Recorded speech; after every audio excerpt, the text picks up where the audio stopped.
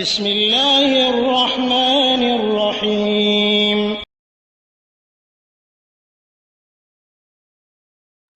ওয়ালাইকুম আসসালাম রহমতুল্লাহ বারাকাত। দাম্মাম থেকে ফজলু ভাই জানতে চেয়েছেন যে তার এক বন্ধু প্রশ্ন করেছেন যে তিনি দাড়ি রেখেছেন, কিন্তু তার ওয়াইফের যদি তার মিলন করার সময় বা যে কোনো কারণে সমস্যা হয়, তাহলে স্ত্রী যদি দাড়ি ফেলিয়ে দিতে বলে দাড়ি ফেলিয়ে দেবেন কিনা। আলহামদুলিল্লাহ ওয়াসসালাতু ওয়াসসালামু আলা রাসূলিল্লাহ। সম্মানিত ভাই, আল্লাহ রাব্বুল আলামিনের নির্দেশ হলো যে ওমা আতাকুমুর রাসূলু ফাখুযু ওমা নাহাকুম আনহু ফান্তাহু।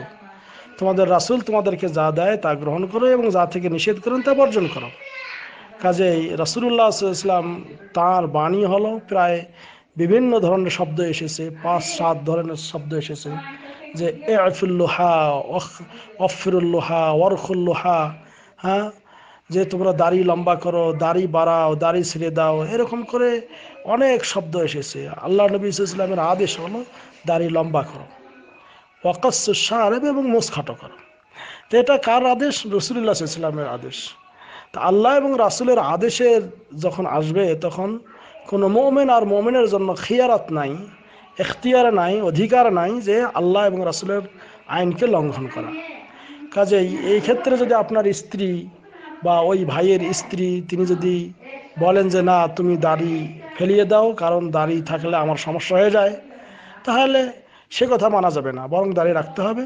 কারণ এটা একটা ওয়াজিব, দাড়ি রাখাটা ওয়াজিব কাজ। আমাদের দেশে অনেকে বলে সুন্নত, না সুন্নত না, এটা ওয়াজিব। কারণ দাড়ি রাখা সম্পর্কে যত হাদিসগুলো এসেছে সেগুলো সব আদেশসূচক ক্রিয়া, এজন্য দাড়ি রাখাটাই হলো ওয়াজিব। এটা এজন্য করে আপনার হাদিসের বরখেলাপ করা যাবে না, এবং যেটা ইসলামী কায়দা হলো যে লা তাআতা লিমাখলুক ফি মাসিয়াতিল খালিক। আল্লাহ রাব্বুল আলামিনের বিরুদ্ধাচরণ করতে যেয়ে কোনো সৃষ্টিকর্তার বিরোধিতা করতে যে মানে সৃষ্টিজীবের কথা মানা যাবে না। আল্লাহ রাব্বুল আলামিনের কথা সেটাই মানতে হবে। আল্লাহর কথা মানতে যে সৃষ্টিজীবের কথা যদি পরিহার করতে হয় তাই করবেন, কিন্তু আল্লাহর কথা পরিহার করা যাবে না।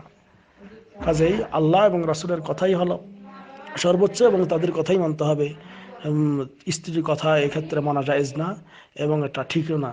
বরং স্ত্রীকে বোঝাতে হবে যে এটা আল্লাহ রাব্বুল আলামিন এটা দিয়েছেন। বরং আর একটা কথা, সেটা হলো দাড়ি রাখলে তা এটা সায়েন্টিফিকভাবে এটা পরীক্ষিত যে যে সমস্ত পুরুষের দাড়ি আছে তাদের যৌন ক্ষমতা বৃদ্ধি পায়, বেশি হয়।